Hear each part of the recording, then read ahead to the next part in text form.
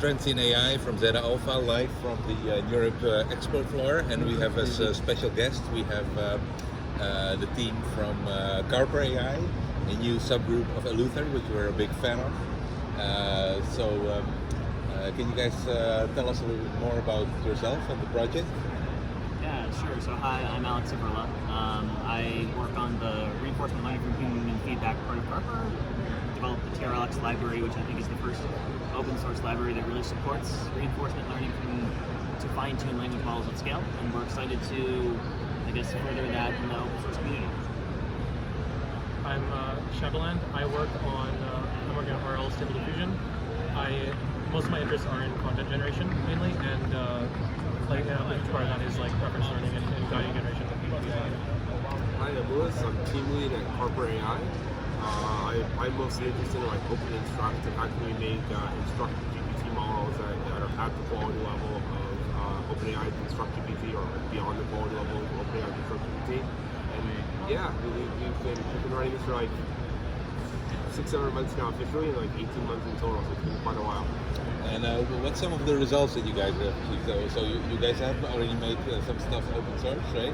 Yeah. So can you Yeah. tell a So, little bit about that? like I mentioned, I guess Carper first got its origin with, I guess, storytelling and using reinforcement learning based methods to teach language models how to tell particular types of stories. Yeah, like kind of personalized stories for Kind particular of points like of view, right? you know, if you want your story to have good character development, then we have a model which knows what that is and teaches the student model.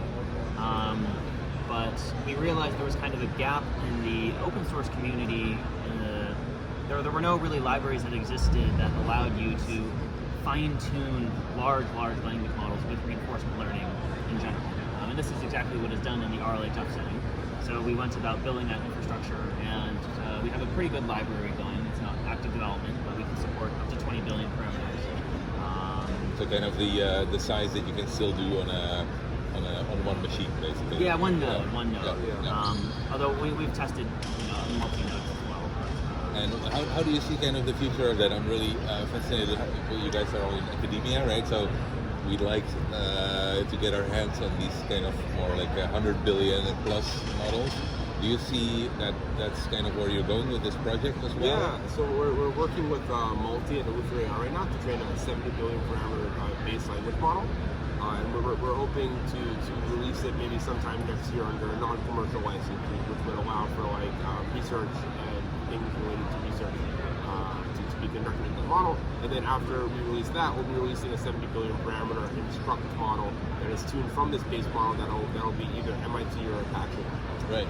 And so the way I understand it, a large part of the actual application success of things like GPT-3 is because of the instruction tuning, right? That's what really makes the models work kind of for the broader developer community. But they obviously have access to like a large data sets of their own customers that they can tune. How do you guys source the data for instruction tuning? So we're mostly working with contractors at the moment.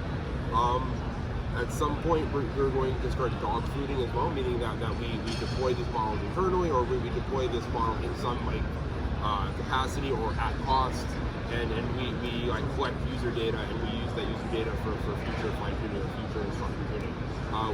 Since we're working with contractors right now, our plan is to actually release our instruction tuning data set as either MIT or Apache once it's ready, and once we're ready to release open instructions. So we're going to try and make as much RLHF data sets publicly available in the near future, hopefully. Cool. Yeah, and I hope it's going to be a little bit more tractable how that works. Then I mean, with GPT-3, nobody really knows what the model is. Yeah, so that's really kind of our goal. A lot of researchers are using the model, and they don't even know if their own data have been used for training. So right? one of like our new, unfortunately, big goals with Open Instruct is that we just want to be what people cite instead of citing InstructGPT. Yeah. So they cite Open Instruct because it is a reproducible language model. They have the data set, they have the base model, they have all the libraries to do it, and they can always go recreate it themselves if given enough compute. It becomes very, very trivial for anyone to reproduce a result. And if they don't want to reproduce a result, the model's already available. Very cool. And you guys have a paper here at NeurIPS about it? Or, No. Did you republish something? We have a few archive papers. Alex, you want to talk about the robust RL stuff? Yeah. So like I mentioned, we got to start with storytelling, and the idea here is we had a contrastive model that was trained to associate stories with critiques of the stories, and then this forms a reward model that we can then use to teach some student model how to optimize for certain critiques. So the idea is, like I said, if you want good character development, then you look at the cosine similarity of the embedding for character development with the story that the model is generating, and then you backpropagate that with people. So it's kind of a prompt tuning approach. Yeah, kind of. I mean, we're actually training the model itself. Right. Tuning prompts. But I guess that's one work, and then the CARP paper itself was a previous work as well. Yeah, for that we just had this contrastive learning, right? So we trained with passages from stories and critiques for those passages, right? So essentially, you have now an embedding space where you have stories and reviews, and it's kind of map one to one, so that you can get a score based on cosine similarity of how well a review fits the story. I guess we have a couple papers in the works right now, though, about investigating the efficiency of using synthetic instruction data to create smaller instructor type models. Right. And then also, some stuff with RLHF for stable diffusion. Yeah. We also have a paper coming out exploring if you want to create a code instruct model, what is the best way to train your critic, or what is the best way to augment your critic data, so that you get the most bang for your buck. You use the fewest amounts of annotations, you use the fewest amounts of augmentation, while still getting the highest reward according to some Oracle reward model. And maybe a bit shifting topic, how did you guys come up with the name CarperAI? I looked it up in the dictionary today, but I didn't know the word. Yeah, so Carper is someone who critiques. And our goal is to use as many forms of feedback data as we can, and the most natural form of feedback data, and probably the only form of feedback data that occurs on the internet on its own is humans critiquing other humans, or critiquing the work of systems, or critiquing different things. And so we wanted to be able to harness people who critique or some amount of critiques in order to reduce the burden of entry for RLHF. And that was actually a lot of our motive in CARP, and that's why CARP is named CARP, because a CARP is a critique. Yeah. And at the same time, you're kind of critiquing the practice in places like OpenAI, which are not very open at all. No. Right? So great work, guys. Just as a last question, so at NeurIPS, almost 3,000 papers, a lot of poster sessions. Any thing that you guys have high expectations of, or that you'd like to draw other people's attention to? Yeah, I should take the chance to shout out my own paper. Yeah, go ahead. Independence. So our paper on deep generative models, their statistics studies the ability of GANs in particular to approximate data line on manifolds, and so they learn very efficiently. So let me shout that out on deep generative models. When's your poster session? It is at 11 a.m. Tomorrow. Tomorrow, Wednesday. All right.